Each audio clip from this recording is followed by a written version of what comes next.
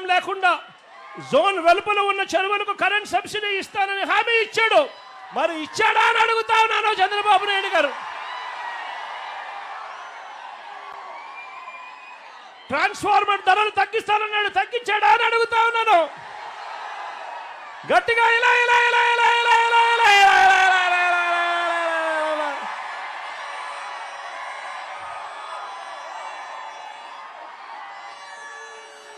ఏరియేటర్లకు subsidy ఇస్తానన్నాడు, ఇచ్చాడా అని అడుగుతా ఉన్నాను. ఇలా ఇలా ఇలా ఇలా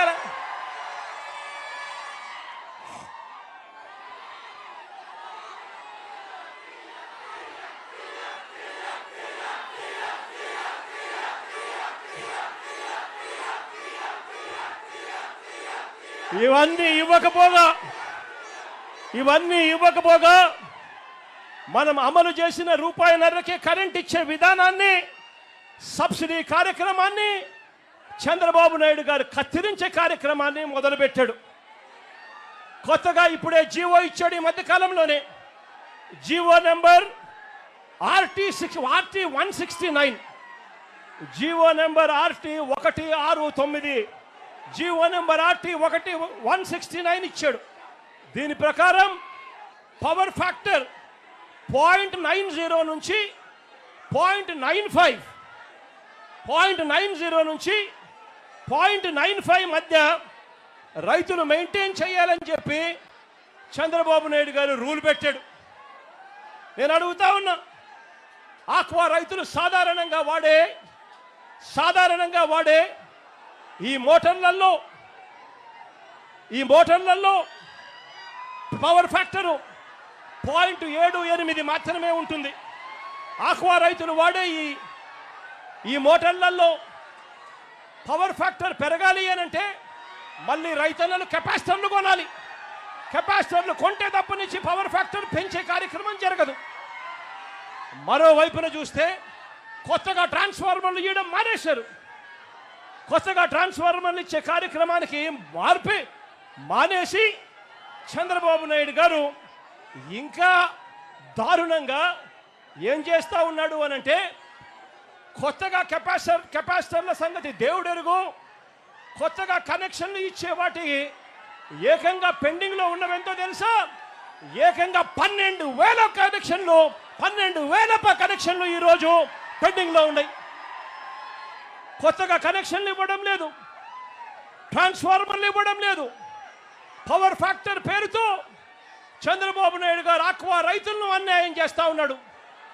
మరోవైపున ఇదే చంద్రబాబు నాయుడు గారు ఏం చేస్తూ ఉన్నాడు అనంటే, ఇదే చంద్రబాబు నాయుడు గారు కోతల మీద కోతలు వేస్తూ ఉన్నాడు. ట్రాన్స్ఫార్మర్లకు ఇచ్చేది ఇది 3 ఫేజ్ కరెంట్ కాకుండా కేవలం సింగిల్ ఫేజ్ కరెంట్ ఇచ్చి కోతల మీద కోతలు వేస్తూ రైతాంగం అల్లాడట్టుగా చేస్తూ ఉన్నాడు చంద్రబాబు నాయుడు గారు. ఈరోజు రైతాంగం జనరేటర్లు పెట్టుకొని ఈరోజు ఆక్వా సాగు చేయాల్సిన పరిస్థితిలో ఈరోజు రైతాంగం ఉంది. నేను అడుగుతా ఉన్నాను, జనరేటర్లకు పెట్టుకొని ఆక్వా రైతులు సాగు చేయాలి అని అంటే ఇది సాధ్యమయ్యేదా అని అడుగుతా ఉన్నాను. 2 చేతులు పైకెత్తి ఇలా ఇలా ఇలా ఇలా ఇలా ఇలా ఇలా ఇలా ఇలా ఇలా ఇలా ఇలా ఇలా ఇలా ఇలా.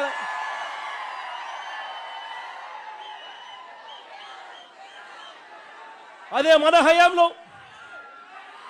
మన హయాంలో రైతన్నలకు తోడుగా ఉండేట్టుగా సీడు, ఫీడు, నీటి నాణ్యత, వ్యాధి నిర్ధారణ, వీటి అన్నింటి కోసం అని చెప్పి ఏకంగా 35 ఆక్వా ప్రాంతాలలో ఇంటిగ్రేటెడ్ ల్యాబులు మనం తీసుకొచ్చి పెట్టాం.